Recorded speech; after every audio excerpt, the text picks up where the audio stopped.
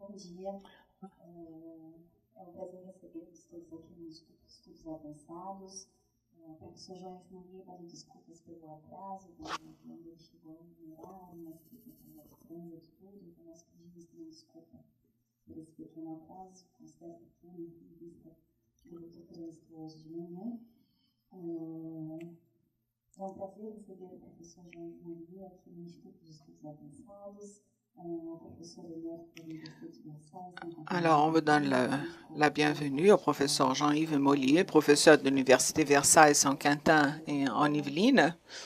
C'est un grand honneur et l'importance de votre livre, L'argent et les lettres, un livre qui a été traduit et publié par la maison d'édition de l'Université de São Paulo, une œuvre importante et centrale dans la question de l'édition et dans tout le rapport, toutes les relations de développement du marché en Europe après la Révolution française et la Révolution industrielle, toutes les deux, qui parlent de l'importance de deux révolutions, de la restructuration du marché des livres tout au long du 19e siècle, tout au long de ce 19e siècle, comme disait Hobsbawm. Alors, professeur Mollier a parlé aux libraires, a reconstitué du point de vue de l'auteur tout ce que Balzac avait déjà fait d'une certaine façon.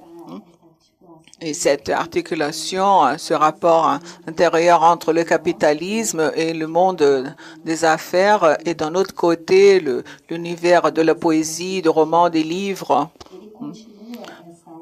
Et cette œuvre va se continuer évidemment à partir, ça s'est dédoublé dans l'histoire, un certain nombre d'auteurs qui sont importants pour qu'on comprenne, sont fondamentaux pour qu'on comprenne Ramadan, un certain nombre d'auteurs importants, Robert Laffont, ça veut dire les grandes maisons d'édition comme Larousse et autres.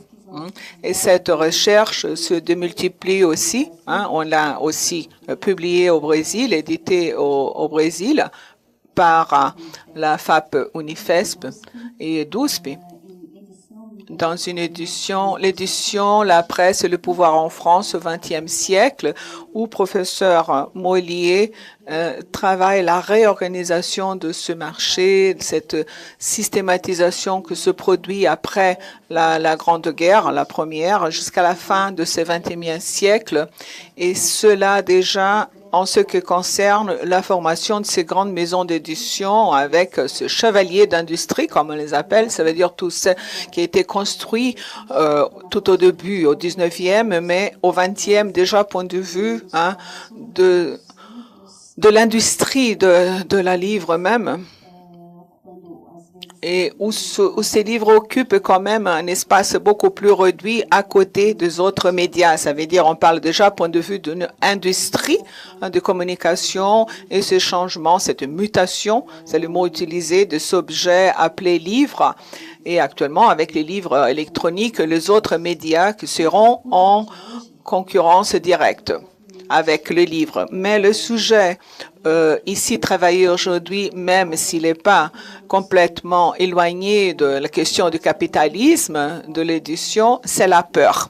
Et ça a été produit à l'université comme un sujet de l'année par le réseau international UBIAS.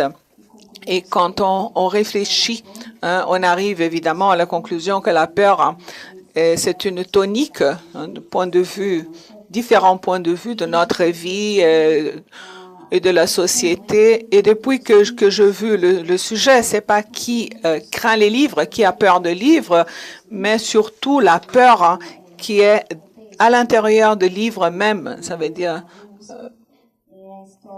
j'ai déjà parlé de ça à la radio de l'université, un livre qui a ça dans son titre, cette relation de la peur et les livres, avec les livres.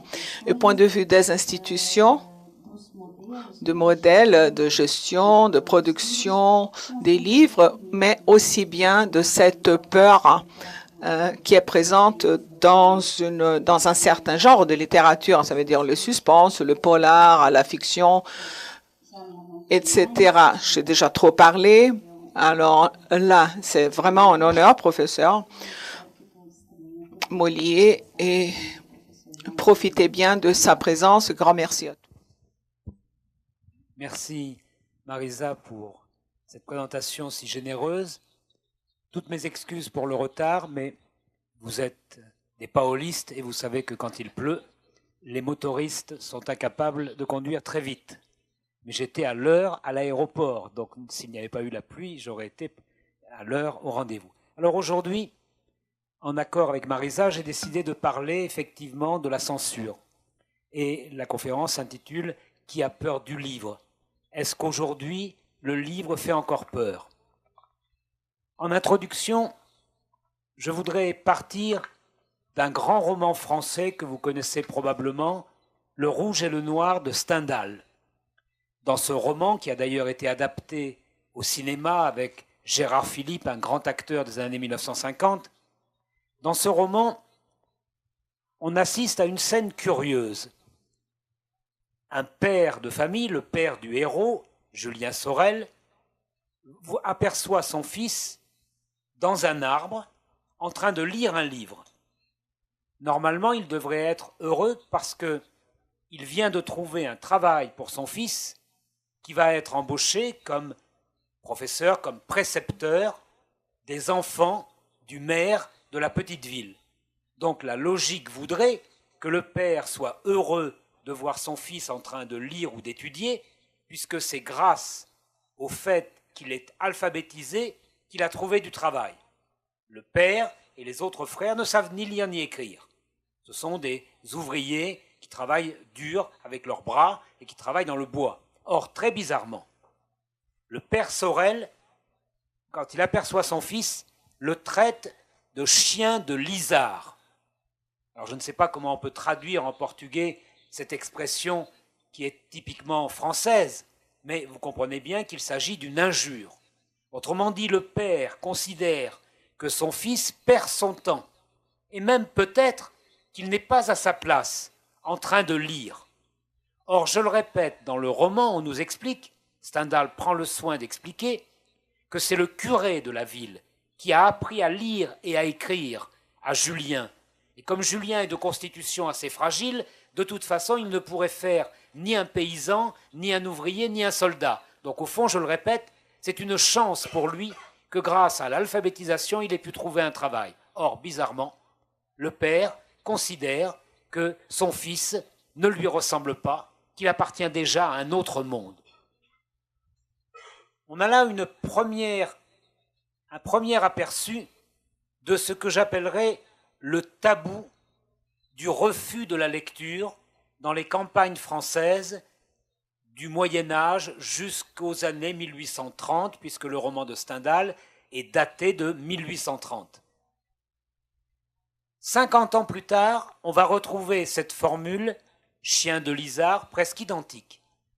Deux historiens français, Jacques et Mona Ozouf, ont mené, dans les années 1950, une grande enquête auprès des institutrices qui avaient exercé avant la Première Guerre mondiale, donc dans les années 1900-1910. Eh bien, une institutrice raconte aux historiens en 1950 que jeune institutrice vers 1910, elle a vu un jour une paysanne, une vieille paysanne, venir lui reprocher de prêter des livres à son fils. Mais son fils n'était pas un enfant, son fils était un paysan de 40 ans. Et la mère, âgée de plus de 60 ans, a cette formule curieuse, il faut arrêter de lui prêter des livres parce que le lisage l'a toujours perdu.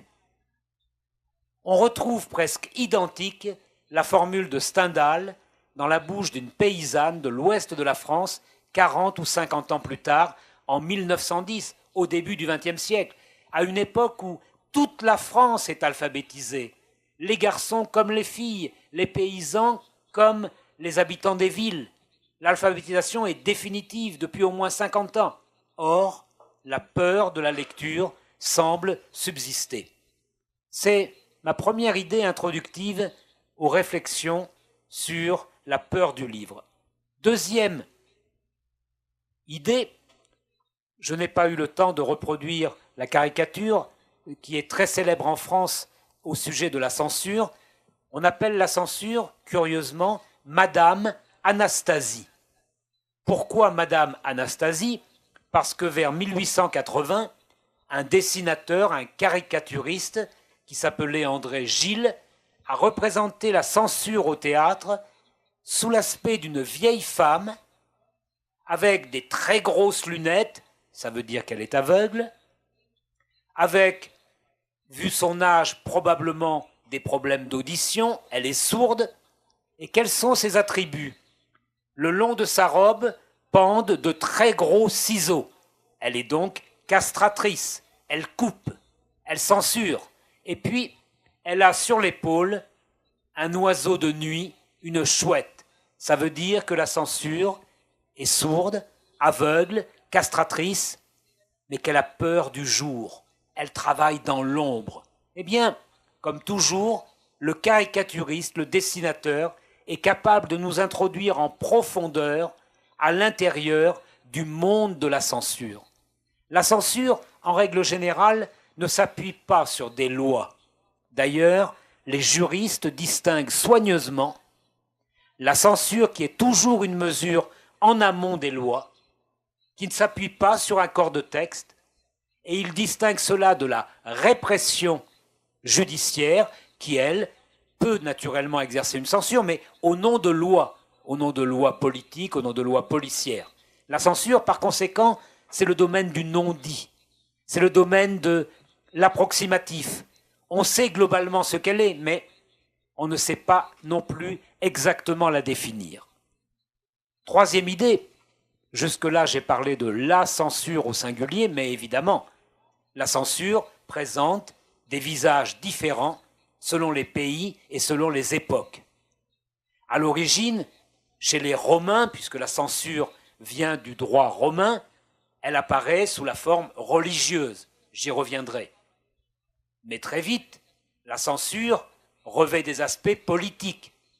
Je n'ai pas besoin d'expliquer à des Brésiliens ou à des Brésiliennes ce qu'a été la censure pendant la dictature militaire. Elle était d'essence politique. Mais il n'y a pas que le Brésil. La France, naturellement, a connu, à l'époque de la monarchie, à l'époque des empereurs Napoléon, Ier et III, elle a connu la censure. Et même pendant la Deuxième Guerre mondiale, peu de pays ont échappé à la censure politique. Troisième visage, troisième aspect, la censure peut être d'ordre moral. C'est d'ailleurs souvent comme cela qu'elle se présente. Elle est du domaine de l'interdit. On ne peut pas faire telle chose parce qu'on violerait la morale. Et d'ailleurs, les anthropologues comme Claude Lévi-Strauss, qui a beaucoup travaillé ici au Brésil, nous disent que toutes les sociétés ont au moins un interdit moral identique, c'est le fameux tabou de l'inceste. Il n'y a pas de société qui autorise l'inceste, du moins selon les connaissances d'aujourd'hui que nous transmettent les anthropologues. Donc on voit bien que la censure peut avoir ce visage. Elle a, au XXe siècle, revêtu de plus en plus un quatrième aspect, ou un quatrième visage. En effet, elle est de plus en plus de type économique. La censure, notamment à l'époque où les grands groupes, les conglomérats, dominent le monde des médias, songez à O Globo, au Brésil, mais on peut évidemment avoir les équivalents dans tous les pays du monde. À l'époque des conglomérats, la censure est de plus en plus économique. Et il est très difficile aujourd'hui d'écrire un livre qui s'oppose directement à un grand groupe industriel ou à un grand groupe bancaire. Je conclurai cette rapide introduction en posant la question « Qui a peur des livres ?» ou plutôt « Qui a encore peur des livres au XXIe siècle alors que depuis 1945, et notamment grâce aux grandes campagnes de l'UNESCO, tous les pays du monde se sont mis d'accord sur des programmes d'alphabétisation. Quel que soit le continent, quel que soit le pays, il n'y a plus, à ma connaissance, aucun pays qui interdisent l'alphabétisation. Enfin, si on regarde de plus près, tous les pays sont d'accord pour l'alphabétisation des garçons. Mais en Afghanistan, on tue les filles qui osent, qui ont le culot d'aller à l'école. Donc, vous voyez, il faut déjà introduire une restriction. Ah voilà, regardez, vous avez la fameuse Madame Anastasie, telle que je l'ai décrite tout à l'heure, dans le dessin d'André Gilles en 1880. Vous voyez, je reviens un peu en arrière, la vieille femme, elle est dure d'oreille, elle n'entend rien, elle a des grosses lunettes, elle est aveugle, l'oiseau de nuit sur son bras, et puis les énormes ciseaux qui montrent qu'elle est castratrice. Donc, aujourd'hui, effectivement, presque tous les pays se sont quand même mis d'accord sur un plan d'alphabétisation, en principe, des garçons et des filles. Donc on pourrait s'attendre à ce que la censure ait reculé. Première partie de mon exposé, les formes anciennes de la censure, et puis deuxième partie, les formes plus récentes. Les formes anciennes.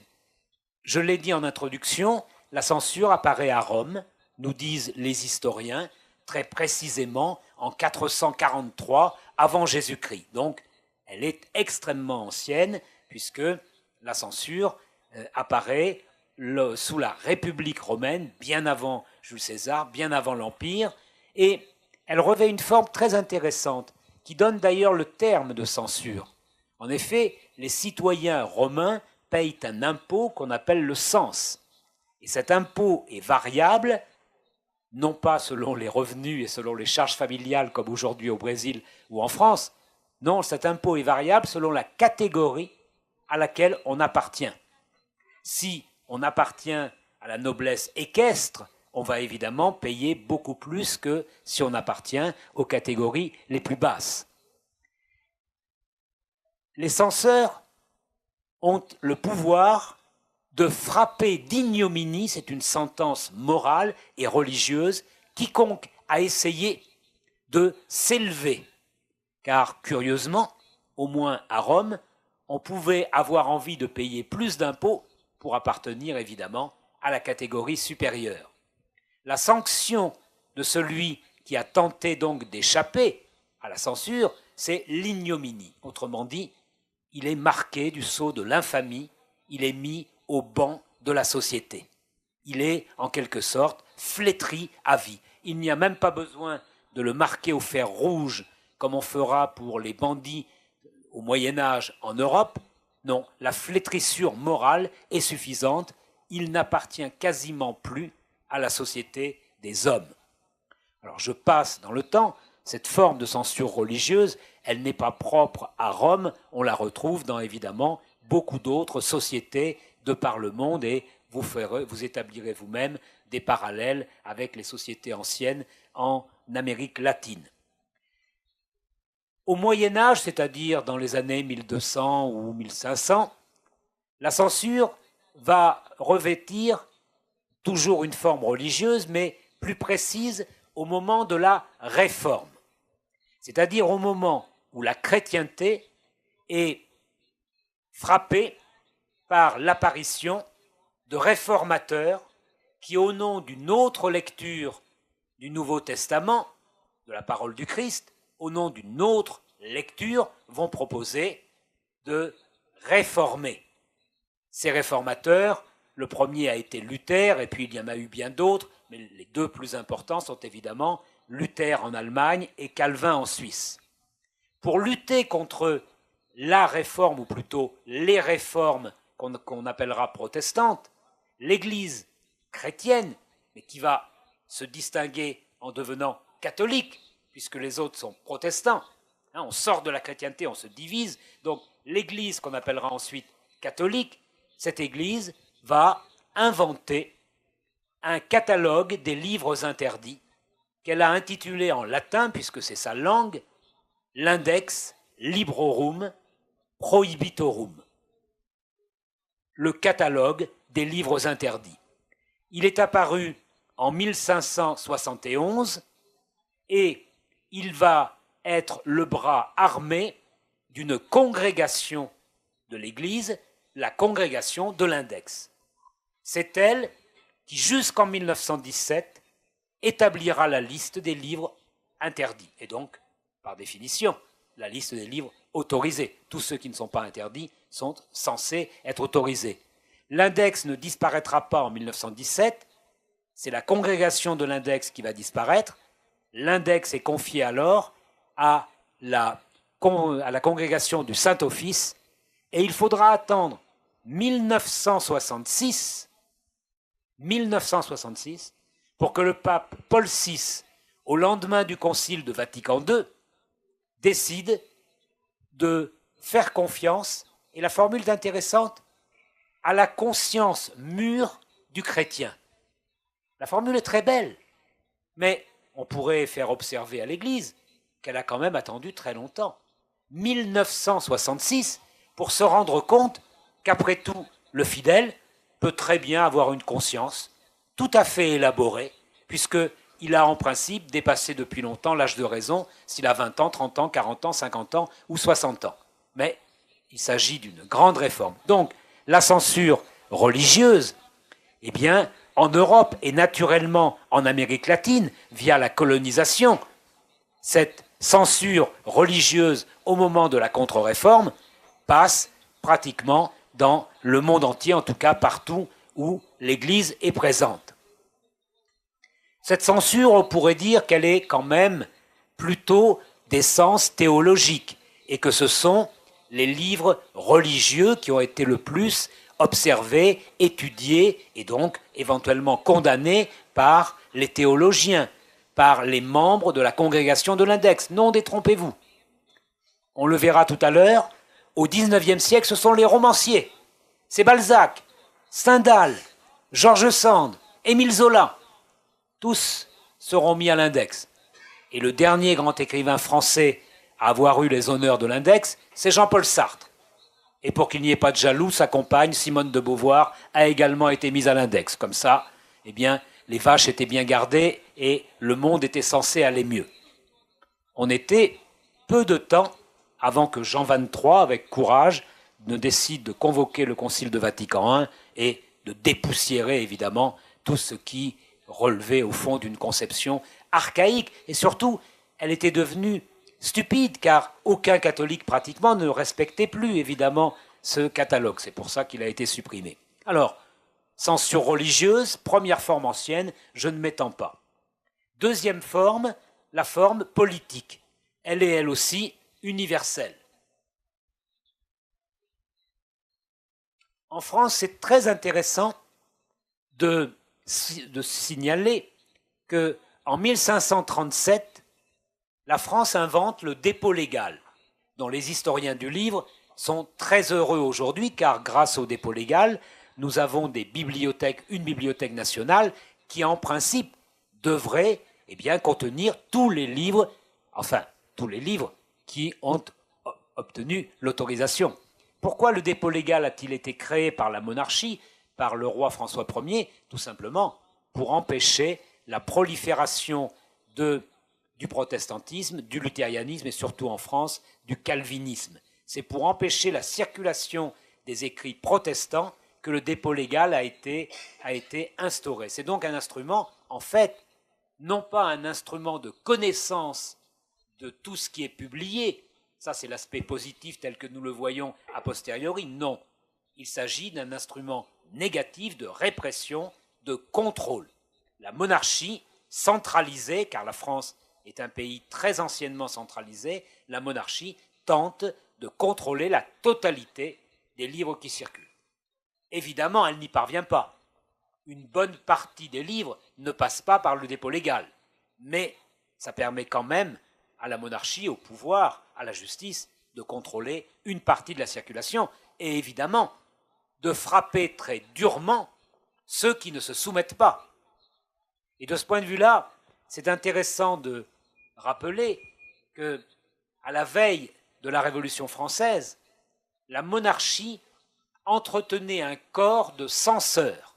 Oui, il y avait des fonctionnaires publics qui étaient payés, recrutés, escalités et payés pour examiner les manuscrits et décider s'ils pouvaient être publiés, on leur accordait un privilège, s'ils devaient être modifiés, mais on leur accordait le privilège après contrôle des modifications, ou si au contraire, il ne devait pas être autorisé. Eh bien, à la veille de la Révolution française de 1789, il y avait près de 200 censeurs et on en recrutait de plus en plus, mais le pouvoir était incapable de contrôler les manuscrits parce qu'ils étaient de plus en plus nombreux à circuler. Je ferai une observation, on y reviendra tout à l'heure. Qui étaient ces censeurs? Contrairement à ce qu'on pourrait penser, ce n'étaient pas des policiers stupides et analphabètes, mais au contraire des hommes de lettres, des écrivains, des journalistes, des professionnels de la littérature. Et je fais tout de suite une parenthèse. Mon collègue et ami Robert Darnton, le grand historien américain, quand il est allé en Allemagne, en RDA, en République démocratique allemande, après la chute du mur de Berlin, et qu'il a demandé à travailler sur les archives de la censure, avec surprise, il a vu qu'on ne l'empêchait pas. On lui a dit, mais d'accord. Les censeurs lui ont dit, mais vous allez voir, on faisait un métier honnête.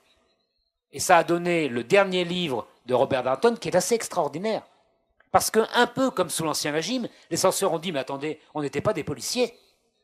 En fait, ce qu'on voulait, c'était éviter que les écrivains aient des ennuis avec le pouvoir.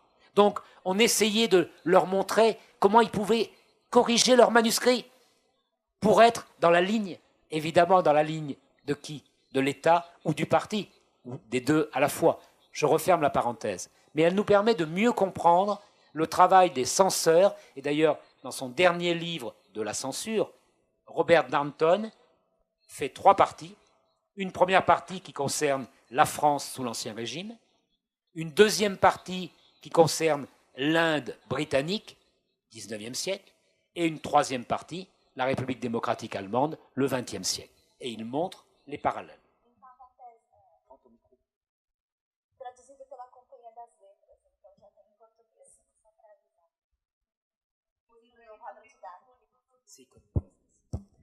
Só parênteses para completar a informação dele. Esse livro, publicado então na linha, foi traduzido para o português e foi publicado pela Companhia das Letras. Só não me recordo o título agora. Excellente lecture. Donc, la censure politique, vous voyez comment cette censure politique, il n'y a pas besoin de s'étendre. J'ai parlé de la France, mais bien entendu, elle existe dans tous les pays. Et je rappellerai simplement quelques faits propres au XXe siècle. Bon, au XVIIIe siècle, il y avait des censeurs. Au XIXe siècle, en France, il y avait des inspecteurs et des commissaires de la librairie. Napoléon Ier avait mis en place un système d'encadrement administratif de tout le monde du livre et on avait ressuscité le corps des censeurs, mais alors cette fois-ci sous une forme très officielle. Il s'agissait de policiers, mais de policiers spécialisés dans le domaine de l'écrit, dans le domaine de l'imprimé. Ils avaient le titre d'inspecteur ou de commissaire selon leur grade et selon leur salaire. Et ils ont été en fonction de 1811 jusqu'en 1881, quels que soient les régimes politiques, sous l'Empire, Napoléon Ier, sous les rois, Louis XVIII, Charles X, sous le Deuxième Empire, Napoléon III, et même au début de la Troisième République. Il a fallu attendre l'année 1877 pour que l'on mette à la retraite les derniers commissaires de la librairie et pour les plus jeunes, qu'on les verse dans un autre service administratif. Puisqu'il n'y avait plus de fonctionnaires pour censurer, la censure avait disparu. Mais, comme vous le voyez, elle n'avait pas disparu après un grand débat parlementaire. Il n'y a pas eu de débat. On a préféré couper la ligne budgétaire. Et dans le domaine des spectacles, théâtre, opéra, cabaret, cinéma, etc., il faudra même attendre en France la fin de l'année 1905 pour que la censure disparaisse complètement. Et là encore, pas de débat parlementaire. Un seul débat budgétaire. Les députés décident qu'ils ne paieront plus les censeurs. Puisqu'il n'y a plus de ligne de budget, il n'y a plus de censeurs. Mais il n'y a pas eu un véritable débat où les députés auraient pu s'affronter en disant « moi je suis pour conserver » ou au contraire « moi je suis pour la supprimer ». Comme si, même au début du XXe siècle, même dans un pays aussi républicain, aussi avancé, aussi libéral que la France, comme si on avait eu peur de prendre à bras le corps ce problème de la censure, comme si on ne savait jamais comment véritablement le traiter. Puisque j'en suis au XXe siècle, j'évoquerai simplement quelques faits bien connus. L'Allemagne nazie, avec les autodafés, à Berlin en 1933, des livres d'auteurs juifs ou communistes, et quand ils sont juifs et communistes, ça fait deux bonnes raisons de les mettre au feu. Mais au-delà de ces auteurs, bien d'autres, les auteurs anti-nazis, les auteurs dont on considère qu'ils seraient un danger pour la jeunesse, tous, on les brûle. Et dans un autre pays d'Europe, et en Espagne, c'est beaucoup moins connu, à la fin de la guerre civile, vous savez quelles sont les premières grandes victoires du général Franco? C'est de brûler les livres. À la cité universitaire de Madrid, on brûle les livres de tous les philosophes, de tous les écrivains espagnols ou étrangers, bien au-delà des marxistes, bien au-delà. 1939, c'est peu connu. Les Espagnols, les historiens espagnols, mes collègues, n'en parlent pas beaucoup. De temps en temps, on trouve deux lignes. Alors évidemment, il n'y a pas de quoi être fier. Et la France? Mais la France de la Deuxième Guerre mondiale, nous avons eu ce qu'on a appelé la liste Otto. O-de-T-O, c'est un prénom allemand, une liste des livres et des auteurs censurés. Tous les auteurs juifs, tous les auteurs communistes, tous les auteurs antifascistes. Il y a eu une première liste en 1940, une deuxième en 1941, une troisième en 1943. Et le Brésil de la dictature, et l'Argentine de la dictature, et le général Pinochet, quelle a été une de ses premières victoires après avoir coupé les mains de Victor Jara? Eh bien, de brûler les livres, d'enfermer les opposants dans les stades et de brûler les livres. On est quand même très près de nous géographiquement et très près de nous chronologiquement. C'est les années 1973 à 1980. La peur du livre. Comment des militaires, aussi bornés que le soient les militaires dans les dictatures, peuvent-ils vraiment penser qu'ils vont éradiquer ce qui leur apparaît comme le mal en brûlant des livres? Comment peuvent-ils penser qu'il y aura une efficacité, une technicité? On pourrait sourire en se disant « mais ces généraux sont des imbéciles ». Non. Non. Les généraux des dictatures ne sont jamais des imbéciles. Ils peuvent avoir des côtés, évidemment, qui nous font douter parfois de leur intelligence, mais enfin, ils ne seraient pas arrivés là où ils sont arrivés s'ils avaient été dénués de toute intelligence. Donc, ils avaient au moins une forme d'intelligence leur permettant d'arriver où ils étaient arrivés. Et aujourd'hui, au moment où je parle, croyez-vous que dans les pays où la charia, dans le monde arabo-musulman, où la charia est la loi, on puisse lire tous les livres? Regardez ce qui est arrivé aux grands écrivains dans le monde arabe. Combien d'entre eux ont été assassinés? Le poète Jean Sénac en Algérie. Le poète Jean Sénac, il était français, il n'était ni arabe ni berbère, mais il s'était battu dans les rangs du FLN. Et il était resté en Algérie après l'indépendance, parce qu'il se considérait comme algérien et au service du peuple. Il a été assassiné parce qu'il était homosexuel et que sa poésie dérangeait. Et on l'avait prévenu, n'écris plus des poèmes homosexuels, tu pourras faire tout ce que tu veux. Il a continué à exprimer ce qui lui paraissait devoir être écrit. Il a été assassiné. Et en Égypte, le grand écrivain égyptien, le plus grand écrivain, le Zola égyptien, n'a pas été assassiné, mais enfin il a été victime d'un attentat qui a failli lui coûter la vie. On le voit bien qu'il n'est pas si simple d'écrire de manière hétérodoxe dans un certain nombre de pays aujourd'hui, sans parler évidemment de Salman Rushdie. Salman Rushdie, dont vous savez que la fatwa prononcée par l'ayatollah Khomeini en 1989 a été renouvelée l'année dernière et la prime donnée à quiconque tuera Salman Rushdie a été augmentée. 500 000 $ aujourd'hui. L'Iran change, oui, certainement. Mais enfin, on aimerait bien qu'elle change aussi de ce point de vue-là et que si elle veut être reconnue par les autres nations, et je suis pour qu'on la reconnaisse, il faudrait peut-être qu'elle abandonne cette fatwa et Les ayatollahs ont parfaitement le droit de dire que les livres de Salman Rushdie ne leur plaisent pas. Ça, c'est le droit de la critique. Chacun a le droit de dire « je déteste ce livre et je ne conseille pas sa lecture ». C'est le droit. D'ailleurs, un critique littéraire dit qu'il aime un roman ou qu'il ne l'aime pas. Mais entre dire qu'on ne l'aime pas et puis l'interdire et encourager le meurtre, l'assassinat délibéré d'un écrivain, j'insiste quand même quelques secondes. Salman Rushdie vit encore, depuis maintenant 28 ans, sous surveillance policière. Jour et nuit, vous savez ce que ça veut dire? Un policier dans votre appartement, jour et nuit. Vous voulez aller au cinéma, vous voulez aller manger une glace, vous voulez aller rencontrer votre partenaire, toujours avec un policier. Qu'est-ce que c'est que cette vie? On lui aura définitivement gâché la vie, mais c'est le seul moyen de le protéger.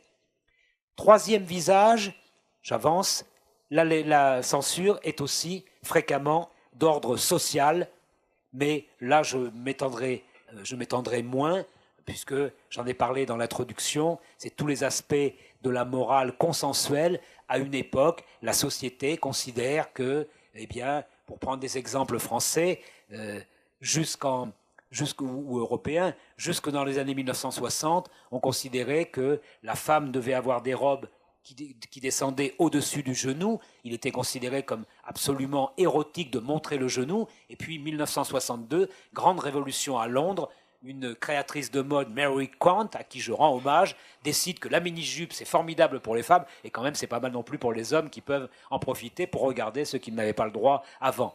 On voit comment une société passe d'une forme de morale à une autre forme. Ce qui était interdit, considéré comme anormal, amoral, mauvais, etc., devient tout d'un coup licite. Mais naturellement, au moment où le genou devient licite, d'autres parties du corps demeurent illicites ou prennent la place. Il y a en permanence des zones d'autorisation et puis des zones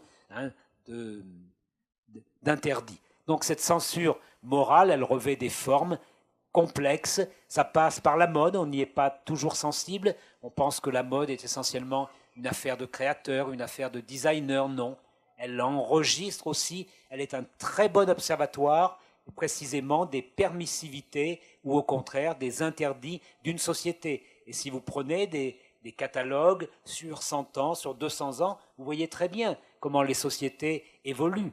On peut le voir aussi avec les publicités, ce qui est encouragé dans les publicités ou ce qui ne l'est pas. Pour l'Europe, par exemple, la contraception, vous ne trouverez jamais de publicité pour la contraception avant les années 1968, parce que dans la plupart des pays d'Europe, elle est tout simplement interdite. Et puis, en France, il y a une loi en 1967 qui l'autorise, mais pratiquement tous les autres pays européens, à quelques années près, prennent les mêmes mesures, et tout d'un coup, vous découvrez eh bien, des publicités en faveur de mesures contraceptives. On voit bien, et encore plus dans ce domaine de la contraception, comment une société passe d'une forme d'interdiction à une forme presque d'encouragement, c'est-à-dire qu'on considère que c'est un phénomène normal désormais et qu'il n'y a plus aucune raison de le censurer. Donc je passe assez rapidement sur les censures d'ordre moral. C'était les formes les plus anciennes. J'en viens à la deuxième partie de mon exposé, les formes modernes de la censure. J'en ai esquissé quelques-unes, notamment au niveau politique et au niveau moral. Mais je voudrais introduire une quatrième forme de censure, beaucoup plus moderne, c'est la censure du marché, la censure de type économique. Elle est en effet beaucoup plus insidieuse. Et si on regarde superficiellement, on pourrait dire qu'au Brésil comme en France, il n'y a pas de censure économique. On peut publier n'importe quel livre, à condition de trouver un éditeur qui accepte ce livre. Mais il y a tellement d'éditeurs au Brésil, tellement d'éditeurs en France, plusieurs milliers, si on cherche bien les tout petits, les moyens et les gros, qu'après tout, on peut se dire que tout livre, tout manuscrit, ou tout tapuscrit, tout ce qui est imprimé par l'ordinateur, a des chances de trouver un éditeur. C'est vrai, mais s'il est relativement facile de trouver un éditeur, comment peut-on se faire connaître du public? Cette fois-ci, il faut passer non seulement par l'éditeur, mais par les circuits de distribution. Et là, les choses se compliquent. En effet, si je prends l'exemple de la France, il y a 700 000 titres disponibles au même moment. Aucune librairie, évidemment, n'a la place, ni les moyens financiers d'exposer, de mettre en vitrine ou de mettre sur les rayonnages les 700 000 livres. Les plus grosses librairies en ont 100 000. Et la plupart des librairies, des bonnes librairies, en ont entre 20 000 et 50 000. Donc, le libraire est obligé de faire des choix. Alors, on va dire, il fait des choix en fonction de critères esthétiques, en fonction de critères, évidemment, relativement objectifs. Non. Comment voulez-vous qu'un libraire ait le temps de lire les 700 000 titres disponibles? C'est impossible. Il est donc obligé d'utiliser quoi? Eh bien, les conseils que lui donnent les diffuseurs. Mais qui sont les diffuseurs? Ce sont les représentants des grandes maisons d'édition, car seules les grandes maisons d'édition ont les moyens financiers de payer des représentants qui vont aller voir les libraires pour leur dire, voilà, dans 3 mois, je vais publier un livre de Marisa, dans 3 mois, un livre de mon ami Nelson qui est au fond de la salle, dans 3 mois, un livre d'une autre de mes collègues qui est là. Bon, seuls les très grands groupes ont les moyens d'entretenir ce réseau qui, effectivement, lui, est capable de donner des conseils aux libraires. Pour le reste, donc, le libraire est obligé de faire des choix en faisant confiance à des acteurs économiques. Ça veut dire qu'il y a là, même à l'heure d'Amazon, a priori sur Amazon, je peux commander n'importe quel livre. Ce n'est pas aussi simple que cela. Car Amazon, au nom de la liberté du commerce, a érigé une règle très intéressante. C'est le consommateur qui est roi. Donc, si vous êtes 5 à commander le même livre sur Amazon, 5 étoiles. C'est un palace, c'est le Copacabana Palace de la littérature. Mais les 5 personnes qui l'ont commandé sont-elles des expertes en littérature? Ça demande à être vérifié. Elles ont pu agir sous une impulsion. C'est donc pas si simple. Mais pour Amazon, vous le savez bien, la règle d'or, c'est le commerce. Le roi de la démocratie, c'est le consommateur. Ça, c'est la philosophie profonde d'Amazon, dont je rappelle que c'est un des plus gros agents économiques au monde. Son budget est colossal. Pour vous donner un simple exemple, les 10 plus grands groupes d'édition dans le monde, les 10 majors, ont un chiffre d'affaires annuel de l'ordre de 10 milliards de dollars. Les 10 majors, 10 milliards de dollars. Mais Amazon pèse combien en chiffre d'affaires? 80 ou 90 milliards. 8 à 9 fois plus que les 10 plus grands groupes mondiaux, américains, chinois, anglais, français, allemands, brésiliens, etc. Que représentent, y compris ceux qui ont écrasé l'édition au Brésil, comme en France, comme aux États-Unis, comme en Angleterre, ce sont des nains désormais par rapport aux géants de la nette économie.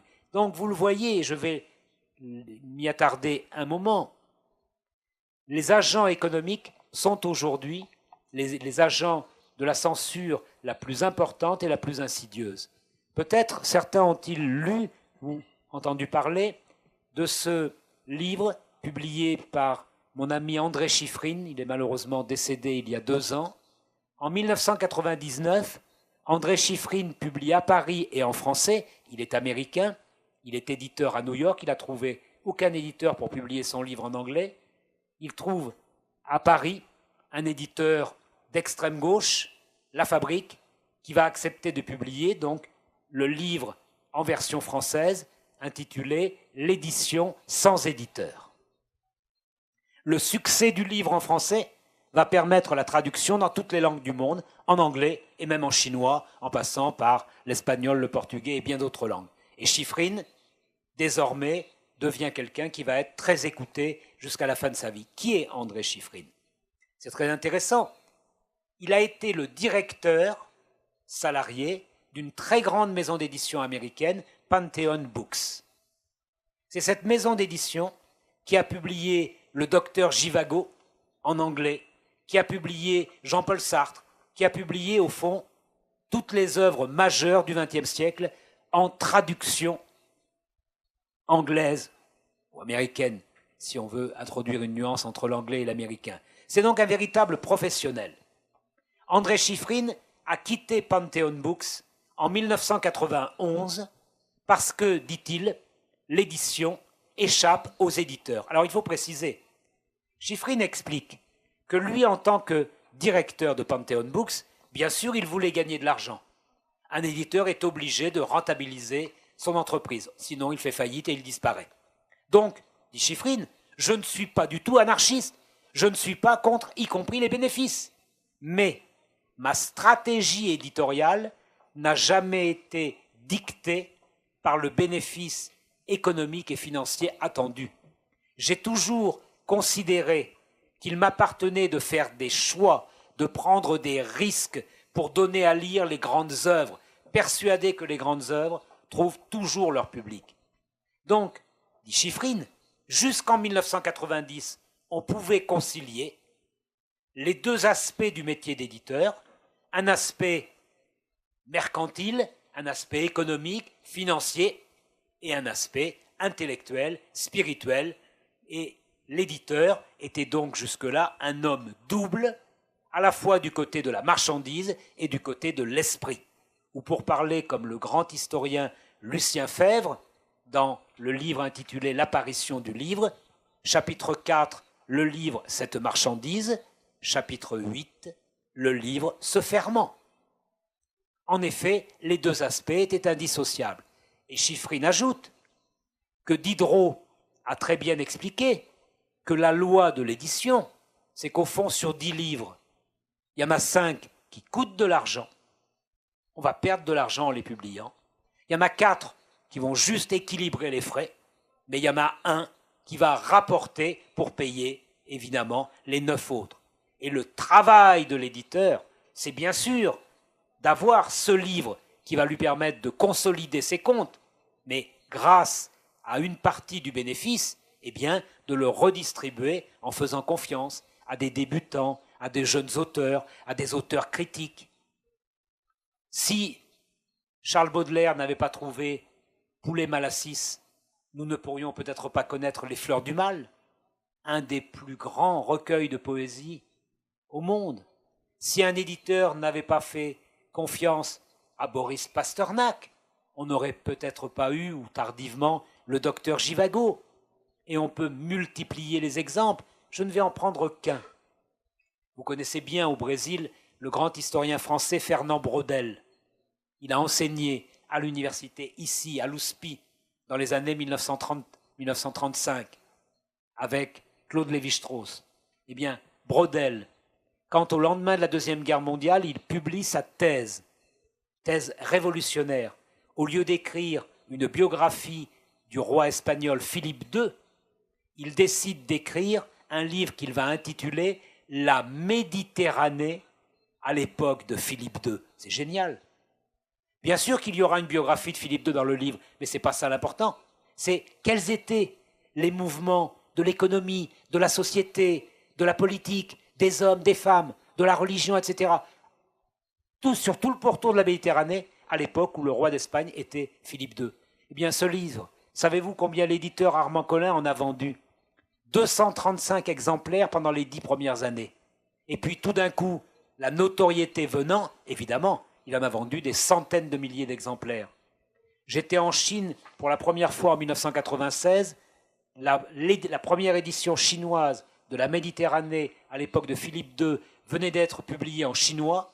5000 exemplaires vendus en une semaine. Il avait fallu réimprimer encore 5000 exemplaires. 10 000 Chinois pour acheter en 15 jours les exemplaires en traduction de la Méditerranée à l'époque de Philippe II. On revient à l'éditeur Armand Collin. Il savait, évidemment, pour avoir discuté avec Fernand Braudel, que c'était un grand historien, qu'il fallait lui faire confiance, qu'il fallait perdre de l'argent pour avoir la fierté plus tard de dire « il est à notre catalogue ». C'est ça le travail de l'éditeur. En sachant que, bien sûr, il y a du déchet. L'éditeur peut se tromper. Il a pu faire confiance à un auteur et à une œuvre qui, finalement, se révéleront médiocres. Mais comment savoir à l'avance? Comment lire dans le marc de café? C'est évidemment impossible. Donc, nous explique Chiffrine dans son livre de 1999, l'édition sans éditeur, tout ce qui faisait l'édition est en train de disparaître parce que les financiers, explique Shiffrin, ont pris le pouvoir. Ce ne sont plus des industriels qui dirigent les grands groupes éditoriaux, mais des financiers. Et pour les financiers, la rentabilité, elle est obligatoirement à 2 chiffres. Même quand il n'y a pas d'inflation, il faut 11, 12 ou 15% de rentabilité annuelle. On peut y arriver dans l'édition. Je n'ai pas besoin de vous indiquer quels sont les éditeurs brésiliens qui ont de la rentabilité à 2 chiffres. Mais leurs livres, dans 5 ans, on n'en parlera plus. Ils seront dans les poubelles. Le papier servira à être recyclé. Le papier servira à emballer le poisson ou la viande dans les poissonneries et dans les boucheries. Mais ils ont fait ce chiffre de rentabilité. Shiffrin explique qu'effectivement, à partir du moment où les financiers n'ont plus qu'un seul objectif, le haut du bilan. Vous savez, les financiers, ce n'est pas des gens très intelligents. Lire un bilan d'une entreprise, c'est très facile, mais il faut le lire en entier. Les financiers, ils ne lisent pas, ils lisent que le haut. Ils veulent uniquement les colonnes du haut. J'exagère un tout petit peu, bien entendu. Mais ça veut dire qu'ils ont l'œil fixé sur un impératif unique. Pourquoi? Parce que nous vivons dans un monde étrange. Une entreprise, la valeur d'une entreprise n'a plus de rapport avec ce qu'elle produit. Si vous prenez l'entreprise Nike, vous la connaissez tous, elle n'a jamais fabriqué un seul article. Nike ne produit rien. Je vois bien, certains vont conclure, alors elle ne sert à rien. Évidemment. Il vaudrait mieux que les gosses du Pakistan qui fabriquent les ballons, qui fabriquent les t-shirts avec la marque Nike, eh bien, les diffusent sous leur propre marque parce qu'ils gagneraient beaucoup plus. Vous voyez, nous vivons à une époque où les marques n'ont même plus d'usine. Quel est leur but? Eh bien, uniquement financier. Et les géants de la net économie, eh bien, sont devenus, évidemment, des as de ce point de vue-là. Donc, du coup, il est devenu très, très difficile, évidemment, de trouver un éditeur. Et je suis au cœur de cette censure insidieuse, vous le voyez. Il n'y a plus besoin, comme autrefois, de dresser le catalogue des livres interdits. C'est évident qu'au Brésil, si Lula ou si Dilma veulent écrire un livre demain, ils trouveront un éditeur. Parce qu'ils sont suffisamment connus, si ils trouveront un éditeur et leur livre sera. Mais si quelqu'un veut exprimer le même type d'idée que, sans avoir un nom, trouvera-t-il aisément un éditeur? Peut-être un éditeur peu commercial ou aux marges du circuit. Donc la difficulté, c'est d'essayer de faire connaître ses œuvres. Et ce que je dis du Brésil est vrai de tous les pays. Ce n'est pas une particularité de l'Amérique latine. Donc la censure de type économique est devenue extrêmement puissante. Je vais en citer quelques exemples pour la France. Il y a quelques années, un grand éditeur, Kalman Levy, devait publier la biographie d'un financier, François Pinault. Cet homme qui est propriétaire de grands magasins comme La Redoute, propriétaire de forêts en Afrique, est également propriétaire d'une des plus grandes centrales de diffusion culturelle, la FNAC. Eh bien, la FNAC a discrètement fait savoir à l'éditeur qu'elle n'était pas obligée de mettre ce livre, cette biographie, dans ses rayons. Moralité, l'éditeur a déchiré le contrat, a payé à l'auteur évidemment la valoir, puisque ça, il ne pouvait pas y renoncer, mais la biographie de François Pinault n'est jamais parue. Le grand acteur de cinéma que vous connaissez, Alain Delon, et c'est Alain Delon, il parle toujours de lui à la 3e personne. Alain Delon, bon, comme vous l'avez compris, il a un ego assez, comment dirais-je, développé, pour ne pas dire davantage. Eh bien, il y a quelques années, il avait appris qu'un livre allait paraître sur lui. Il a exigé de voir le script du livre, car Alain Delon autorise lui-même les biographies d'Alain Delon. Le livre n'est pas paru. Un dernier exemple, Pierre Assouline, un écrivain, critique littéraire parisien, avait publié au début de sa carrière, il y a une trentaine d'années, une biographie d'un grand marchand d'armes et d'avions, Marcel Dassault.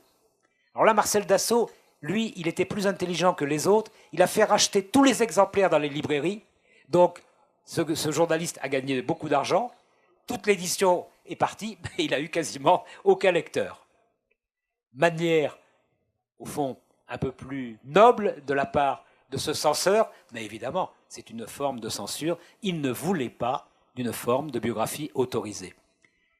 Croyez-vous qu'il soit très facile aujourd'hui aux États-Unis d'écrire une biographie de Donald Trump? Je ne suis pas certain. Bon, j'espère que Michael Moore va nous sortir un film dans quelques mois. Il paraît qu'il travaille là-dessus. Et donc, on lui fait confiance. Et puis, il est tellement connu que personne ne pourra le censurer. Vous avez vu ses films. Même quand il propose au PDG de Nike de l'emmener au Pakistan, le PDG de Nike est obligé quand même de se laisser filmer et puis de sourire, d'éclater de rire, de dire à Michael Moore « mais non, j'ai pas le temps », etc. Bon, parce que Michael Moore a une notoriété qui fait qu'on ne peut pas évidemment l'empêcher. Mais vous l'avez bien compris, au fond, la censure économique, elle est omniprésente dans nos sociétés, mais elle n'est pas très facile à dénoncer parce que, précisément, la plupart des pays ont une liberté du commerce qui fait qu'effectivement, je peux toujours essayer de trouver un éditeur. Je reviens, avant de conclure, sur le retour des autres visages de la censure. Le retour du religieux, il est certainement la marque de notre début de XXIe siècle. J'ai parlé de Salman Rushdie, j'évoquerai très rapidement, mais vous le savez, vous les connaissez, l'affaire dite des caricatures de Mahomet. Elle a été déclenchée au Danemark parce qu'un journal avait publié des caricatures de Mahomet. Pour que tout le monde comprenne bien, on ne peut pas caricaturer Mahomet, non pas pour des raisons religieuses, mais parce qu'on ne possède, je veux dire, dans aucune bibliothèque, il n'y a un dessin ou un portrait de Mahomet. Par conséquent, caricaturer ce qui n'existe pas, c'est à la portée de personne. Donc déjà, les censeurs religieux qui interdisent les caricatures de Mahomet n'ont rien compris. Ils n'ont pas compris qu'il s'agit de caricatures de portraits imaginaires et supposés. On est déjà au moins au 3e degré. Mais, vous le savez, ça s'est traduit par des morts et de manière dramatique à Paris, où les dessinateurs d'un grand journal satirique, Charlie Hebdo, ont été assassinés en janvier 2015. Et c'est pour moi d'autant plus douloureux que j'avais fait paraître une tribune libre dans le plus grand journal français, Le Monde. Ma tribune était parue le 31 décembre. Et mon article s'intitulait « Des résurgences du fascisme contemporain ». Dans cet article, qui a d'ailleurs été traduit en espagnol et mis sur le site du Monde diplomatique pendant très longtemps, et que vous pouvez retrouver aisément, Le Monde du 31 décembre 2014, je disais que le totalitarisme, de forme religieuse, était en train de s'emparer du monde. Et je développais l'idée qu'évidemment, on avait une nouvelle forme. Le fascisme ne réapparaît jamais identique. Avec Hitler, il était beaucoup plus politique. Aujourd'hui, il est religieux. C'est-à-dire qu'au nom d'une conception totalitaire, on veut imposer aux autres sa propre conception. Cette censure religieuse, ou ce retour du religieux, il est d'autant plus problématique que si vous lisez attentivement l'article 18 de la Déclaration universelle des droits de l'homme, qui en principe s'impose à tous les pays. Oui, en principe, mais pas en réalité.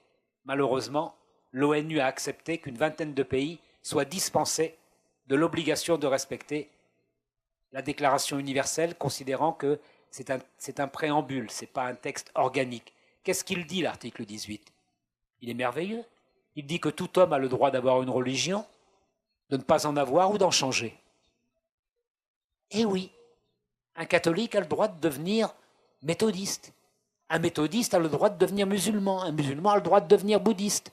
Un bouddhiste a le droit de devenir hindouiste. Un hindouiste a le droit de se dire, ben après tout, j'ai fait le tour de toutes les religions, non, moi je préfère être athée.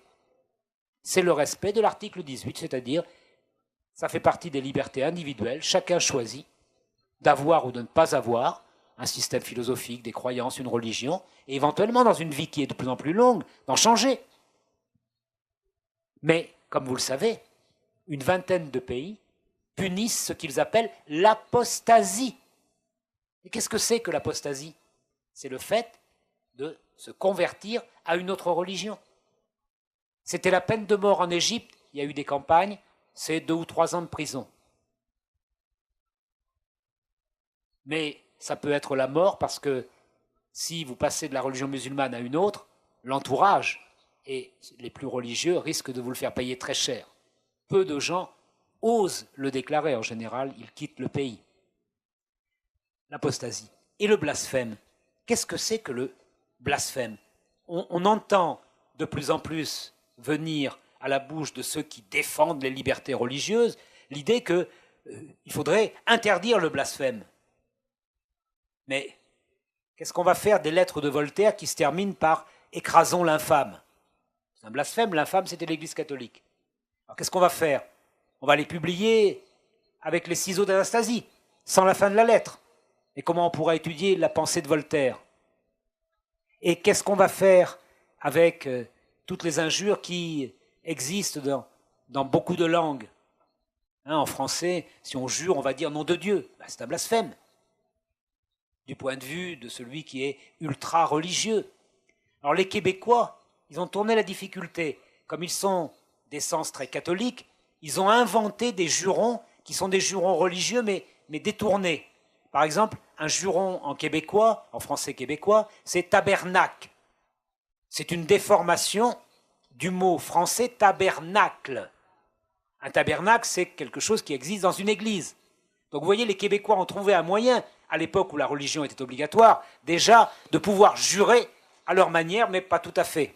Bon, ce retour du religieux est abominable quand il prend effectivement la forme de ces censures. Autant il faut défendre le droit pour chaque religion de s'exprimer et même d'être missionnaire. Après tout, ça ne me gêne pas qu'une religion ait envie de faire des adeptes et des prosélytes, mais elle doit pour le moins accepter que la religion d'à côté soit également missionnaire. Et donc qu'elle puisse également avoir le droit, éventuellement, de trouver des nouveaux convertis. Ce retour du religieux fait, vous le savez, que dans le monde arabo-musulman, mais pas seulement dans le monde arabo-musulman, se posent aujourd'hui de très nombreux problèmes et que ce qui apparaissait comme des libertés en voie de devenir universelles, je reviens sur l'instruction des filles, est en train de régresser. Peut-on tolérer qu'au nom d'une vision de la société, on interdise aux filles d'aller à l'école? Est-ce que ce type de liberté est concevable aujourd'hui? Autrement dit, faut-il accepter de donner toutes les libertés aux ennemis de la liberté? Je ne le crois pas du tout. Je ne le crois pas. Je pense qu'il faut effectivement empêcher ceux qui veulent interdire l'accès des écoles aux filles. Il faut leur reconnaître le droit, au contraire, d'écrire pour expliquer éventuellement pourquoi les filles ne devraient pas aller à l'école. Liberté de parole, liberté d'expression à l'écrit, mais leur liberté doit s'arrêter là. Après, c'est aux familles, évidemment pour les enfants, et puis aux jeunes filles, de décider de leur sort. Donc, vous le voyez, à côté des formes nouvelles, des formes beaucoup plus anciennes sont en train de revenir, et on pourrait multiplier les exemples. Je vais vous en donner un amusant. Il y a un cinéaste français que vous ne connaissez peut-être pas, Jean-Pierre Mocky. Il a plus de 80 ans, c'est un des derniers surréalistes, et il est farouchement anticlérical. Mais il le fait de manière humoristique. Il y a quelques années, il avait voulu se moquer de la fameuse controverse byzantine sur le sexe des anges, et pour annoncer son film qui s'intitulait « Il gèle en enfer », il avait fait imprimer des affiches de deux sortes. Sur les premières, on voyait les anges femmes avec des talons hauts et des bas résilles, des jupes très courtes, et les anges hommes avaient manifestement une coquille qui montrait qu'elle était très bien remplie. Eh bien, l'Église catholique française a exigé qu'on arrache, qu'on enlève ces affiches, et elle a obtenu des tribunaux, sous prétexte qu'on se moquait des anges, donc on se moquait, qu'on blasphémait en quelque sorte la religion. On a enlevé ces affiches, alors qu'à mon sens, elles étaient parfaitement drôles. Et elles n'auraient pas dû choquer des catholiques, puisqu'au fond, les anges, par nature, n'ont pas de sexe, et par conséquent, revenir sur le fameux débat byzantin, ça n'avait pas de sens. Il y a des affaires plus récentes qui montrent que la sensibilité des représentants, des pasteurs, des prêtres, des rabbins, etc., est aujourd'hui exacerbée, et à l'écoute de ce qui leur apparaît comme la moindre agression. Mais alors, vous connaissez probablement les Monty Python, ces acteurs shakespeariens anglais qui ont produit des films extraordinaires. Eh bien, dans l'un des plus grands films des Monty Python, La vie de Brian, on voit le Christ en croix en train de chanter un air des Beatles avec les 2 larrons sur les autres croix. Croyez-vous qu'aujourd'hui, en 2017, ce film obtiendrait les visas de censure en Angleterre? Peut-être, parce que l'Angleterre est restée assez anti-catholique et anti-papiste. En France, il ne l'aurait pas. En France, il serait considéré comme blasphématoire, alors qu'il ne l'est pas du tout. Il est drôle, tout simplement. On est en train de nous obliger à entrer dans un monde d'une tristesse. Et j'arrive à ma conclusion. Ce sont les chevaliers à la triste figure qui vont l'emporter si nous n'y prenons pas garde. Si nous ne revendiquons pas le droit de rire.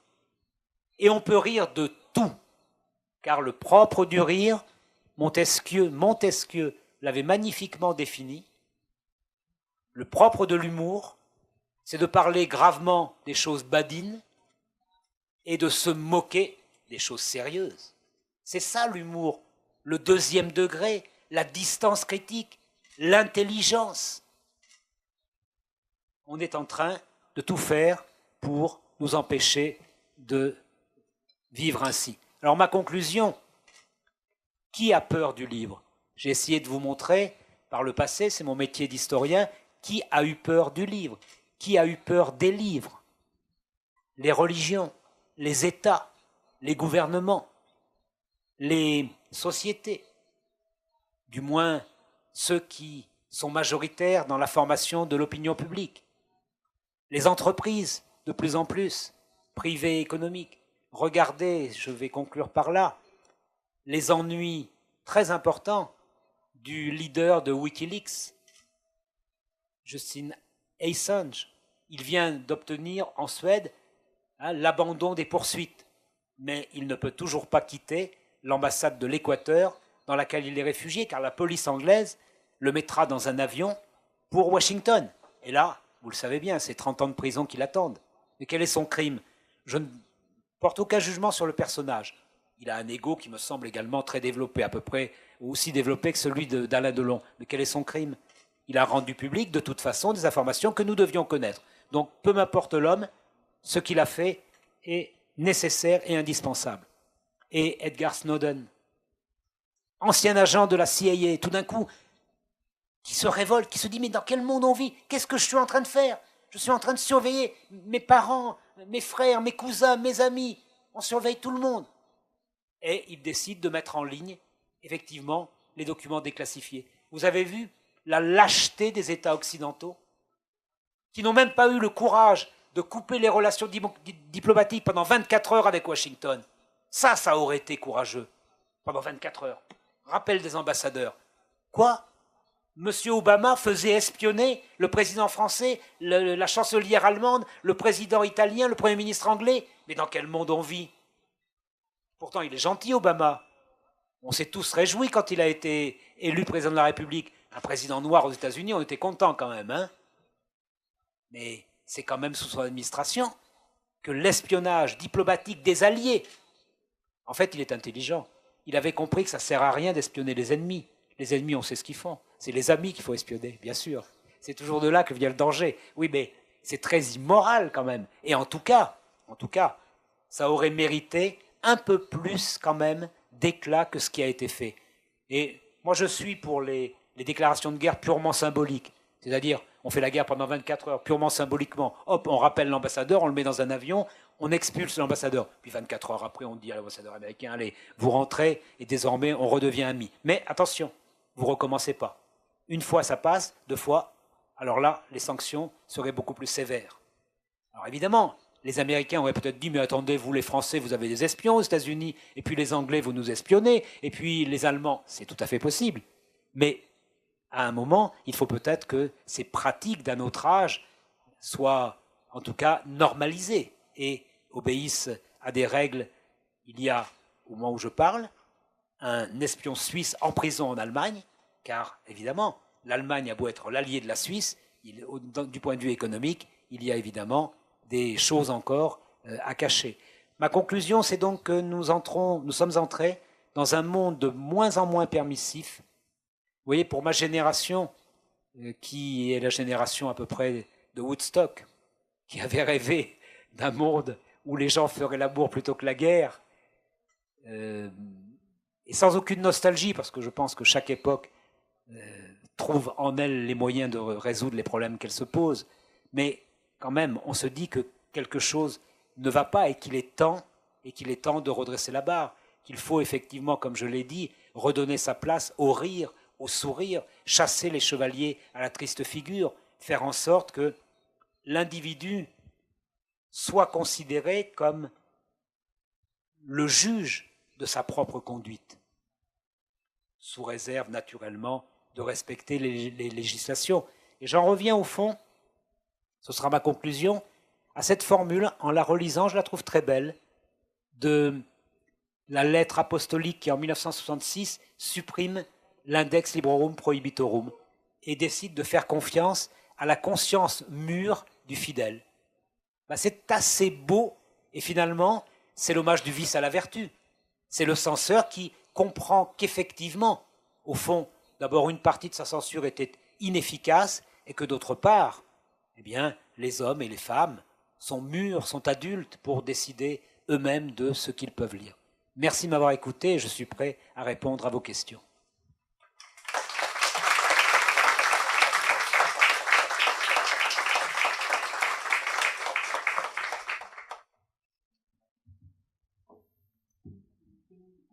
Agora é meio-dia 5, meio-dia 6, né? Acho que nós podemos ficar aqui até meio-dia e meia no máximo. Gostaria, antes de passar as questões, de agradecer a toda a equipe do IEA. Alors, Madame tient à remercier à l'équipe de l'IEA. Et c'est formidable, très agréable en plus. Et comme il y a une transmission en télé, j'ai déjà 2 questions pour vous qui nous ont été envoyées. Il y en a une qui est un peu plus longue, qui parle de la tradução e diffusão de Mein Kampf, de Hitler. Alguém precisa dizer a ele para pôr os fones, ele está sem fone, ele não está me ouvindo. Alguém que está com os fones diz... Ah, ele pegou. Obrigada. Ah ben voilà. Ça va, vous m'entendez bien? D'accord. La première question porte sur la traduction et divulgation de Mein Kampf de Hitler. Et ça porte sur le marché éditorial de cette édition critique de Hitler, de Mein Kampf, qui appartient au domaine public en 2016, en janvier de l'an dernier, dans le pays directement affecté par le nazisme, comme l'Allemagne et la France. Les éditions critiques ont été produites et divulguées, commercialisées, vendues même avec toute la commotion que ça a pu provoquer. Et au Brésil, où la censure a été abolie à la fin de la dictature militaire en 88, c'était l'inverse. La première édition critique de Mein Kampf a été interdit d'édition et de commercialisation. Par contre, les éditions originales sans de commentaires, ça veut dire l'édition originale, on peut la télécharger en PDF parce que ça appartient au domaine public. Alors, de quel genre de censure on parle dans ce sens? Religieuse, politique, morale, économique? De quoi on parle là? Ça veut dire pourquoi on trouve que c'est encore passible de parler de ce régime. On critique le nazifascisme, de brûler des livres, mais par contre, il y a des régimes démocratiques comme le brésilien qui trouvent qu'on peut toujours prendre une décision par rapport à ce que les citoyens peuvent lire ou non. Si vous... Ele vai responder uma questão a cada vez. Cette question que vous vous posez et qui m'a été posée, elle m'a été posée, en France, et j'y ai répondu dans les journaux et à la télévision. J'ai expliqué que j'étais pour la publication d'une édition critique de Mein Kampf. Pourquoi? Parce que pour des raisons liées à la Deuxième Guerre mondiale, les livres faisant l'apologie du fascisme ont été interdits pendant un certain nombre d'années. C'était normal dans les conditions de 1945. Mais aujourd'hui, à l'époque d'Internet, on ne peut pas empêcher la circulation d'un livre. De toute façon, Mein Kampf est disponible sur Internet, sur des sites favorables aux idées d'Adolf Hitler, et par conséquent des sites qui vont en principe ajouter des commentaires favorables pour édulcorer, adoucir la partie la plus dure de ce livre et naturellement essayer de vanter d'autres aspects. Il faut savoir, et ça va vous amuser, que lorsque les Allemands, les troupes allemandes sont entrées en France en juin 1940, elles ont interdit en France la traduction de Mein Kampf. C'est bizarre. Pourquoi? Parce que la propagande nazie disait que la France devait coopérer, qu'elle serait l'allié de l'Allemagne. Si les Français, tout d'un coup, lisaient la traduction de Mein Kampf, ils voyaient ce que Hitler avait dit des Français, qu'il voulait les réduire en esclavage. Donc, les nazis eux-mêmes avaient interdit la circulation de ce livre. Aujourd'hui, qu'est-ce qu'il faut faire? Il faut publier des éditions critiques. Il y en a une en allemand, il y en a une en français qui est en préparation, et puis dans la plupart des langues. Il faut publier un livre, il faut publier ce livre avec tous les repères historiques, philosophiques, permettant au lecteur de comprendre pourquoi et comment cette œuvre a été destructrice et comment et pourquoi elle a provoqué la mort de millions d'hommes. Au moment où des sites négationnistes se multiplient sur Internet, affirmant qu'il n'y a pas eu 6 millions de juifs tués, ou qu'il n'y en a eu que quelques-uns et plutôt à cause de l'économie, de la misère, ou à cause des maladies. Il faut faire très attention. Il ne suffit pas de dire et de répéter le chiffre qu'il y a eu 6 millions de morts. Il faut démontrer. C'est ça l'intelligence critique. C'est de dire que, naturellement, tous les camps de la mort, tous les camps nazis n'étaient pas des camps d'extermination, mais qu'il y avait bien parmi les camps des camps qui, à certains moments, de tel jour, de tel mois, de telle année, à tel jour, de tel mois, de telle année, ont fonctionné avec des fours crématoires. Même à Auschwitz, on n'a pas, évidemment, gazé du premier jour au dernier. Donc tout ça doit être expliqué. Ça a été fait de manière tout à fait rigoureuse par Raoul Hilberg dans une œuvre magnifique dont je cite le titre en français, « La destruction des Juifs d'Europe ». Donc on a aujourd'hui tous les éléments. Il faut faire de la pédagogie. Donc oui, il faut publier parce que de toute façon, nous n'avons pas les moyens de faire la police sur Internet. A segunda questão. Deuxième question. La deuxième question porte sur le suivant. Ce que vous pensez sur l'adoption de lecteurs sensibles. Cette question a été faite par M. Lima.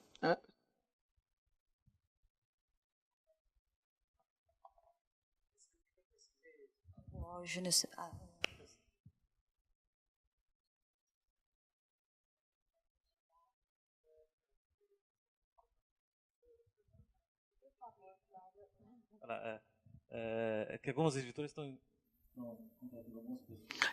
Les maisons d'édition engagent des intellectuels pour faire ce qu'on appelle la lecture critique, pour faire un rapport de points sensibles des livres.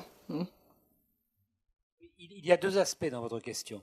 Il y a d'abord le fait qui historiquement est apparu au milieu du XIXe siècle, c'est-à-dire le fait que les éditeurs, ou plutôt pour utiliser le terme anglais, pas les publishers, mais les éditeurs, c'est-à-dire les directeurs de collection, les directeurs littéraires, ont fait appel à des critiques salariés pour lire les manuscrits afin de les conseiller et donc de leur dire « oui, ça vaut le coup d'éditer tel manuscrit » ou au contraire « non, ce manuscrit n'a pas toutes les qualités ». Ça, c'est un système, ce qu'on appelle le comité de lecture, le système des lecteurs.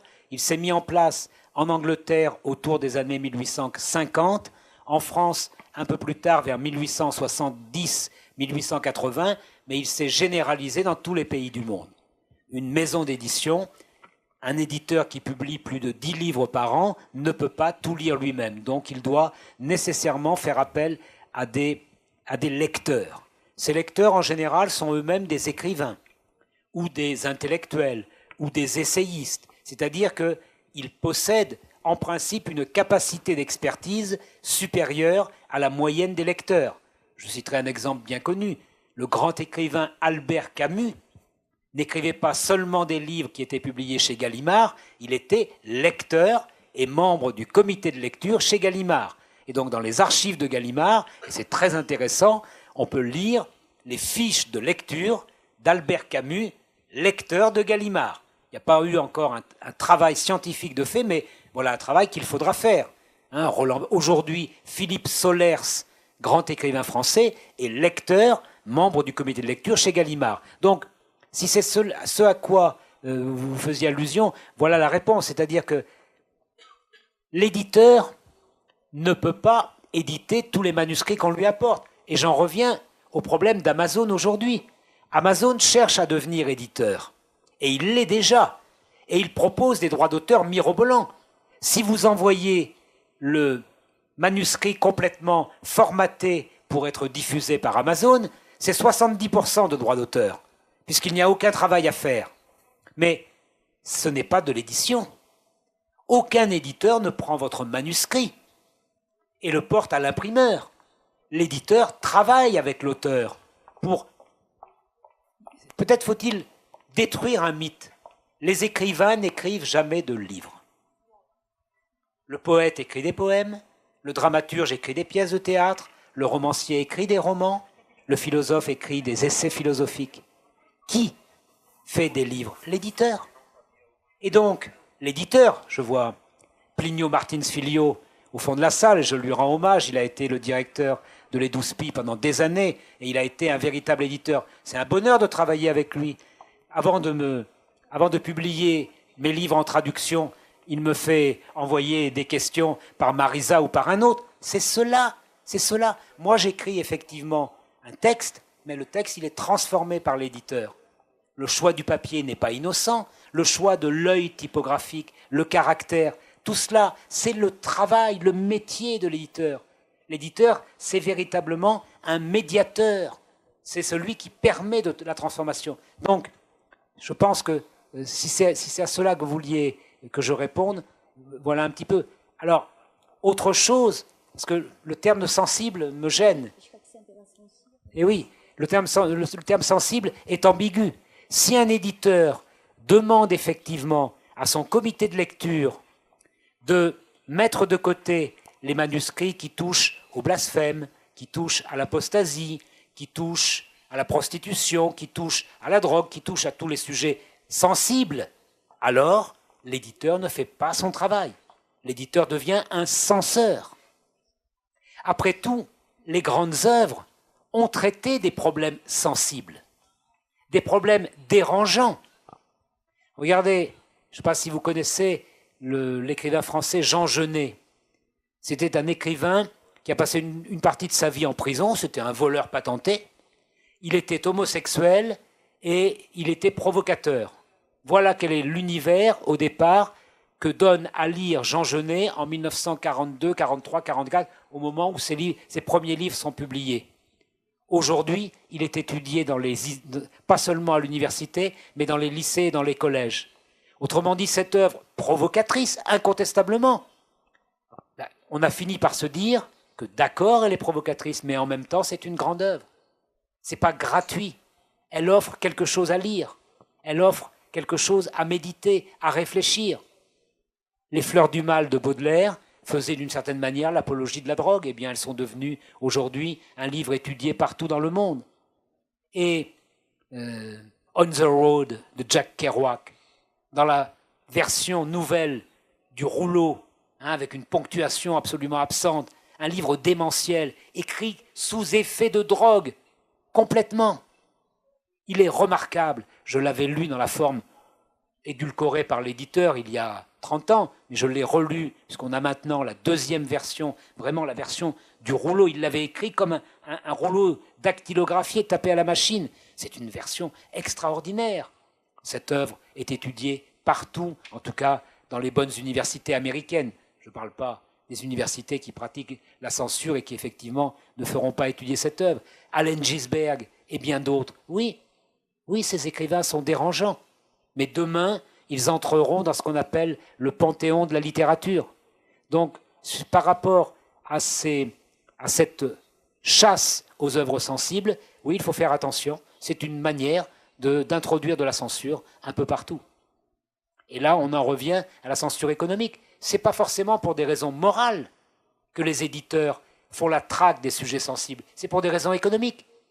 Parce que ces sujets-là risquent de leur faire perdre des lecteurs ou de faire que leur maison d'édition va être considérée comme une maison un peu trop proche des milieux d'avant-garde.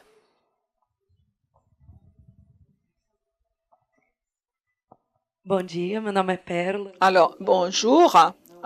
Je fais un doctorat en histoire.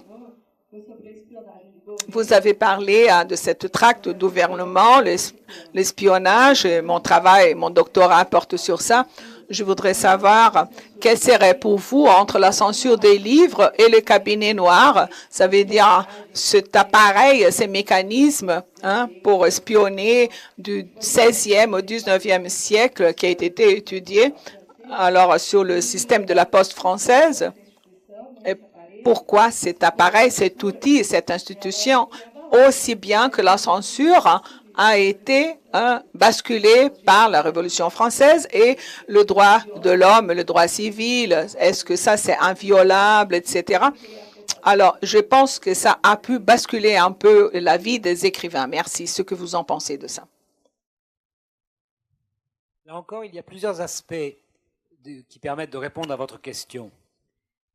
Premier aspect, parce que je n'en ai pas parlé, la censure, elle provoque toujours chez l'écrivain l'envie de la détourner. Pendant la Deuxième Guerre mondiale, en France, l'armée allemande occupait la France, le poète, écrivain résistant Louis Aragon demandait aux écrivains de faire de la littérature de contrebande. Qu'est-ce qu'il entendait par littérature de contrebande? Reprendre des poèmes du Moyen-Âge, reprendre des textes à double sens pour les faire publier quand même, donc que le censeur les regarde, mais pour tromper la vigilance du censeur. Ainsi, Louis Aragon athée pouvait, dans ses poèmes, faire semblant de rendre hommage à la Vierge Marie, mais il ajoutait à toutes les Maries de France. Ça voulait dire à toutes les femmes de France. Et on voyait bien comment, de la Vierge à toutes les femmes résistantes, eh bien, cette littérature de contrebande s'introduisait. À une période plus ancienne, à l'époque de Voltaire, on savait également tourner la censure, tourner les polices, tourner les cabinets noirs. Un des moyens les plus utilisés, c'était d'inventer un éditeur. Et on disait que le livre, par exemple Candide de Voltaire, avait été publié à Amsterdam et qu'il avait été trouvé dans la poche du bon docteur Randolph. Ainsi, la censure pouvait-elle imaginer que l'œuvre, bien qu'imprimée en français, avait effectivement été introduite par des colporteurs clandestins en passant par la frontière, alors même qu'elle avait été imprimée en réalité à Lyon ou dans une autre ville de France. Il y avait de multiples moyens. Les écrivains, par exemple, pour tous les spectacles, pour toutes les comédies, pour tous les mélodrames, pour tous les vaudevilles et les opéras en France, de 1811 à 1905. On ne pouvait pas faire représenter une œuvre sans apporter le manuscrit au censeur. On a la chance d'avoir des archives de la censure extraordinaires. Il y a des coups de crayon bleu ou rouge. Le censeur, il travaillait avec deux couleurs, bleu et rouge. Et donc, les écrivains, les grands écrivains, savaient très bien qu'il ne fallait pas provoquer le censeur, sinon il interdirait la pièce. Il fallait donc trouver des subterfuges pour passer par les mailles de la censure.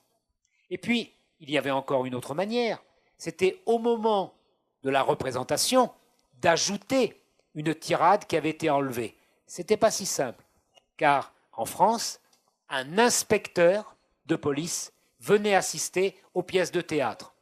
Mais les directeurs de salles de spectacle savaient que les inspecteurs de police étaient, comme dans tous les pays à toutes les époques, corruptibles. Il suffisait de les emmener pour boire une coupe de champagne et de les faire accompagner par une jolie serveuse pour détourner leur attention et faire en sorte qu'éventuellement ils n'entendent pas au moment où la tirade la plus dangereuse allait être prononcée. Donc, malgré, je dirais, l'inventivité de la police, car la police se sert de tout ce que font les écrivains pour améliorer ses techniques. La police n'a jamais été aussi scientifique qu'aujourd'hui, et elle le sera demain encore plus. Malgré toute l'imagination, toute l'inventivité des polices, les écrivains trouvent eux aussi les moyens de contourner ces censures. Rappelez-vous les samizdat en Union soviétique. Les textes étaient dactylographiés en 3 exemplaires. Chaque exemplaire était remis à un ami qui tapait lui-même en 3 ou 4 exemplaires et ça donnait des circuits de lecteurs. Alors bien sûr, la police intervenait à certains moments, mais beaucoup d'œuvres ont pu ainsi être diffusées. C'est une technique que les prêtres jansénistes de Paris avaient utilisée pendant 20 ans avant la Révolution française, sans que jamais la police ne puisse mettre la main sur l'équipe qui rédigeait un journal qui s'appelait Les Nouvelles Ecclésiastiques. C'était des curés hétérodoxes par rapport à l'orthodoxie, mais ils avaient trouvé des réseaux qui leur permettaient, eh bien, malgré le cabinet noir, malgré la police, de transmettre leurs idées. Donc, je crois à l'extraordinaire capacité d'invention de l'homme. Je fais confiance à l'homme, mais je suis lucide, les polices sont de plus en plus sophistiquées et avec les moyens modernes de surveillance, elles disposent évidemment d'outils. Revoyez au cinéma, parce que c'est un très beau film, Fahrenheit 451. Très bon livre, bien sûr à l'origine, mais très beau film également. Et vous vous rappelez que si les pompiers deviennent un jour pyromanes et brûlent nos bibliothèques, eh bien il faudra que nous apprenions par cœur les grandes œuvres. Et tu deviendras le docteur Givago, Plinio deviendra je ne sais quel livre, et moi je prendrai, je ne sais pas, peut-être, j'allais dire le Capital de Karl Marx, mais je suis trop vieux et l'œuvre est trop épaisse. Là, il faudra trouver un jeune avec des neurones fonctionnant bien. Peut-être qu'on le découpera en plusieurs livres, parce que quand même c'est un peu long. Mais vous le voyez, évidemment, c'est une œuvre de fiction, mais en même temps, elle pose des problèmes qui ne sont pas tout à fait actuels. Il n'y a pas encore, évidemment, de danger qu'on brûle les livres, mais cela peut se reproduire. C'était le thème d'ailleurs de la conférence, qui a peur du livre. En France, mais je travaille encore sur ces questions, pendant l'occupation allemande, dans les bibliothèques, et indépendamment des pouvoirs d'occupation, mais sous prétexte que la France était occupée, des moralistes ont fait détruire des centaines de romans légers sous prétexte de moralité. On a mis sur le dos de l'armée allemande des choses qui reviennent à la police française et à la police des mœurs, même pas à la police administrative. J'ai fait travailler des étudiants, des chercheurs qui travaillent sur ces questions. C'est monstrueux, ce sont les ligues de moralité. On ne voulait plus voir dans les bibliothèques un certain nombre de romans. Dans ma jeunesse, pour emprunter un roman dans une bibliothèque, il fallait emprunter 2 livres sérieux. Ma grand-mère, quand elle me donnait du chocolat, m'obligeait à manger du pain dur dessus et du pain dur dessous. La récompense était au milieu, mais il fallait avoir le pain dur. Pour avoir le miel, il faut parfois les cendres. É assim, para conseguir o mel, a gente precisa comer a asa da abelha. Alors, je tiens à remercier et à l'équipe de l'IEA, aussi bien au consulat de France et à l'organisme qui se charge du livre au Brésil, qui nous a permis d'avoir la traduction en simultané de votre conférence, et de dire, comme curiosité, que Fernand Braudel, que le livre de la Méditerranée n'a été publié au Brésil que dans sa première édition en 1949. La première édition au Brésil a été publiée juste en 2016, même si nous avons un institut à São Paulo qui s'appelle Fernand Braudel. Et là, nous pouvons faire appel aux maisons d'édition universitaires qui sont toujours ouvertes à faire publier ce genre de livres qui n'est pas très rentable du point de vue économique, mais qui est tout à fait important comme arrière-plan et comme fond de publication. Je tiens à remercier aussi à la présence de vous tous en vous souvenant que la programmation a une suite, une continuation. Alors, visitez le site Internet et sans oublier que le 28 août, lundi, à 10h30 aussi, nous aurons la visite du professeur Horacio Tarcus, qui parle de la réception des éditions marxistes au Brésil. Il a fait une étude excellente sur la réception de l'accueil de Marx en Argentine. Et là, il travaille sur l'accueil du Capital, dont on fête les 150 années cette année-ci. Alors, pour célébrer l'anniversaire de la première édition de Capital, ce programme a promu toute une série d'événements et le IEA va aussi accueillir, nous aurons la présence du professeur Tarcus qui va nous parler un peu de l'accueil de l'œuvre de Marx et de ce centre dont il dirige à Buenos Aires, le Sedinsky, et qui se charge justement de toute une collection de livres documents de la gauche latino-américaine. Alors, n'oubliez pas, 28 août, ça fait partie de notre programmation, c'est un lundi matin, cette conférence du professeur Horacio Tarcus. Un grand merci à vous de votre présence.